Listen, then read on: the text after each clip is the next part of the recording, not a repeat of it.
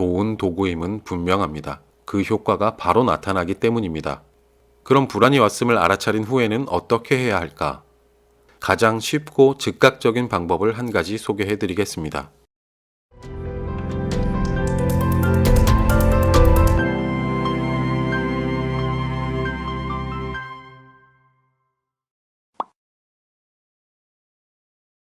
오늘은 지난 영상에서 이야기한 대로 감정을 제대로 느낄 수 있는 방법과 안 좋은 감정을 다시 평상심으로 되돌리는 방법, 이 두 가지에 관해 이야기해 보겠습니다.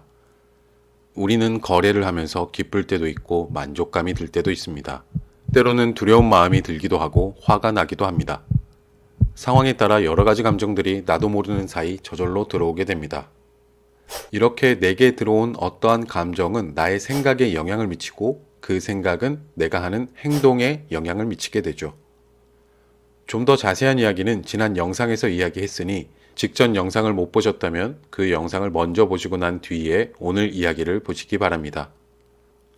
감정 섞인 매매는 철저히 배제하고 오로지 원칙 안에서만 거래한다. 이와 비슷한 이야기를 여러분은 꽤나 많이 들어보셨을 겁니다. 처음에는 무척이나 맞는 말 같이 느껴집니다. 하지만 이 말의 의미를 잘 들여다보십시오. 그게 과연 가능한 것인지. 감정은 나도 모르는 사이에 생겨나는 것인데 나도 모르게 생기는 것을 배제하라니. 이 말은 마치 사람인 우리 보고 기계가 되라는 말로 들립니다. 날고 싶어하는 개에게 날고 싶으면 새가 되면 된다고 하는 것과 비슷하게 들립니다. 저는 조금 더 현실적인 이야기를 하고 싶습니다. 우리는 인간이라서, 감정의 동물이라서 부지불식간에 감정이 스미는 것을 막을 수 없습니다. 그보다 이미 생겨난 감정을 거래에 유리하도록 최소한 감정 때문에 거래를 망치는 일이 없도록 핸들링하는 것이 훨씬 중요합니다. 핸들링을 잘 하려면 일단 현재 내가 어떤 감정을 느끼고 있는지부터 스스로 파악할 줄 알아야 합니다. 당연히 그게 첫 단추겠죠. 명상을 하는 분들은 알아차림이라는 표현에 익숙하실 텐데요. 쉽게 말해 명상을 하다 잡생각이 들어오면 지금 잡생각이 들어왔구나 하고 일단 눈치채는 것을 알아차림이라고 합니다. 거래를 할 때에도 이런 알아차림은 참으로 중요하게 작용합니다. 전투지역의 한가운데서 적이 등장하자마자 정신과 몸이 굳어버려 제대로 된 판단을 내리지 못한 채 우왕좌왕하는 군인과 적이 등장한 것을 알고 이를 최대한 객관적으로 살핀 후에 열심히 했던 그간의 훈련을 토대로 판단하고 행동하는 군인. 어느 쪽이 생존 확률이 높을지는 보나마나 뻔한 것이겠죠. 거래도 마찬가지입니다. 거래자에게 전쟁터는 차트의 세계입니다. 그리고 나의 숨통을 끊을 수도 있는 적이란 종목도 가격도 아닌 나도 모르게 피어나는 나의 감정입니다. 따라서 우리는 거래하는 도중에 피어나는 나의 감정에 대해 이러한 알아차림을 꾸준히 시도하고 반복 연습해야 합니다. 매매를 하다 불안감이 밀려들면 지금 내가 불안감을 느끼고 있구나 하고 일단 알아차리는 것이 중요합니다.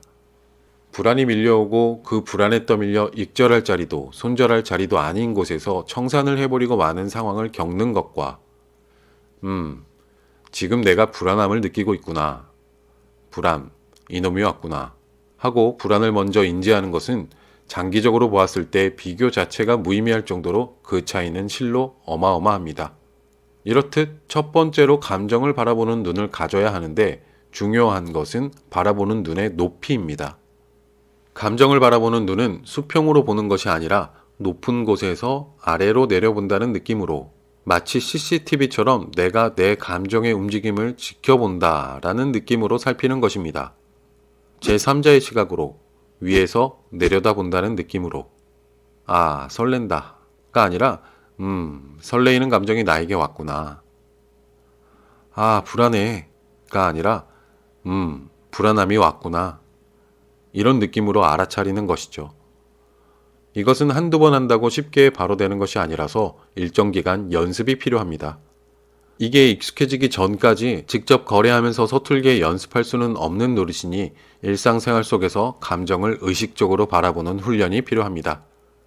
1분이 아쉬운 바쁜 출근길에서 차가 서기 전에 직진 신호로 바뀌는 것을 보고 기분이 좋아져 오케이 하다가도 작은 기쁨이 나에게 왔구나.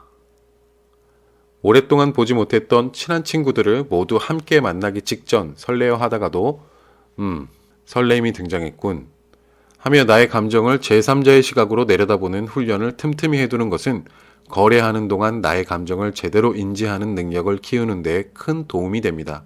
이렇게 평소에 연습하면 거래하고 있는 와중에도 나의 감정을 제3자의 시각으로 최대한 객관적이려 노력하며 바라보는 것이 조금씩 수월해지기 시작합니다.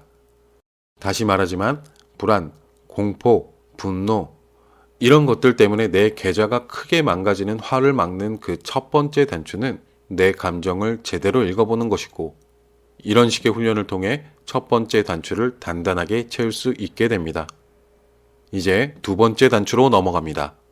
나의 감정 상태를 스스로 인지할 수 있게 되었다면 그 다음에는 안 좋은 감정이 더 큰 감정으로 커지는 것을 막아야 합니다.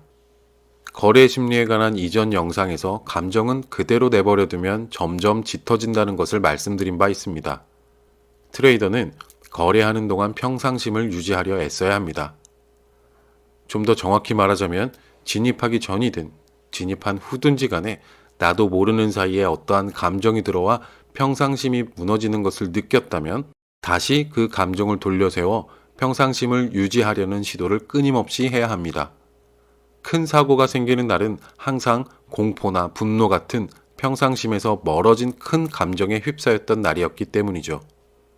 그러니 우리는 불안감이란 놈이 커져서 우리를 통째로 집어삼키는 일이 없도록 하는 능력을 반드시 갖추어야 합니다.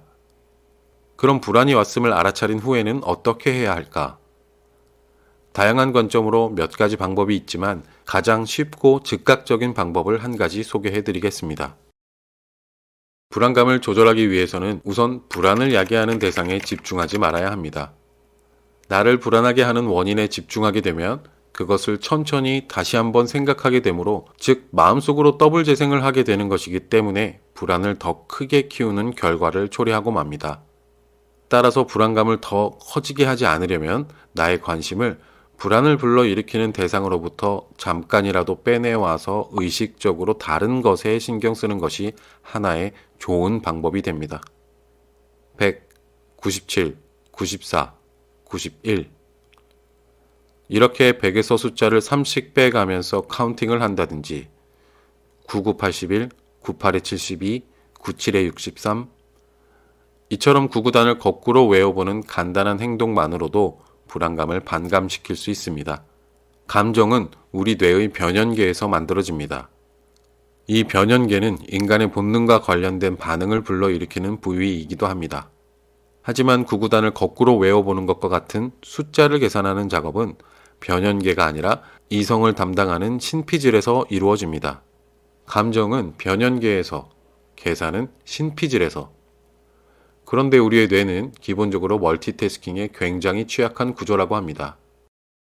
눈으로 백설공주 동화를 읽으면서 손으로는 선녀와 나무꾼의 내용을 쓰는 두 가지 작업을 동시에 해보는 것을 떠올려 보십시오. 과연 한 번도 틀리지 않고 이 두 가지 모두를 동시에 잘할 수 있을지 없을지를 생각해 보신다면 멀티태스킹에는 무능한 것이 인간이라는 말에 공감이 갈 것입니다. 우리의 뇌는 두 가지 작업을 한꺼번에 잘할 수 있는 능력이 없습니다. 오로지 한 가지에만 온전히 제대로 집중할 수 있습니다. 그러므로 우리가 계산하는 것에 집중하면 다시 말해 신피질이 작동되게끔 하는 작업에 몰두하게 되면 조금 전 변연계에서 일어났던 불안한 감정은 처음과는 달리 확연히 줄어들게 됩니다. 뇌의 작업이 계산에 초점이 맞춰져 있기 때문에 더 이상 감정은 자라나기 힘들게 되는 것이죠.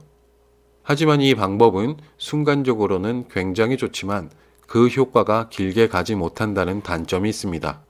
또한 가격이 빠르게 움직이는 매매 시간에 불안하다고 계속 숫자만 읊어댈 수도 없는 노릇이죠. 그럼에도 불안을 조절하는 좋은 도구임은 분명합니다. 그 효과가 바로 나타나기 때문입니다. 원리만이라도 꼭 기억하십시오.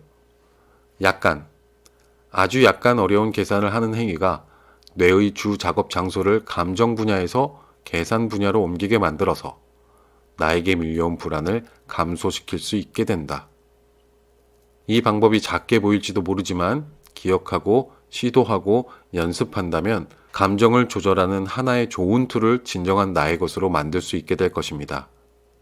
이러한 식으로 작은 것부터 내 것으로 만들려고 하는 노력이야말로 전에 말씀드렸던 거래자의 진짜 목표, 좋은 트레이더가 된다는 진짜 목표를 향해 나아가는 여정을 온전하게 밟는 것이라 생각합니다. 기법만을 쫓아가는 매매는 언젠가는 반드시 그 대가를 치르게 되어 있다는 것을 꼭 반드시 아셨으면 합니다. 기법은 어디에도 있지만 어디에도 없습니다. 기술적인 것을 아무리 많이 알고 있다 한들 감정을 다루는 노력이 훨씬 더 중요하다는 것을 모른다면 말이죠.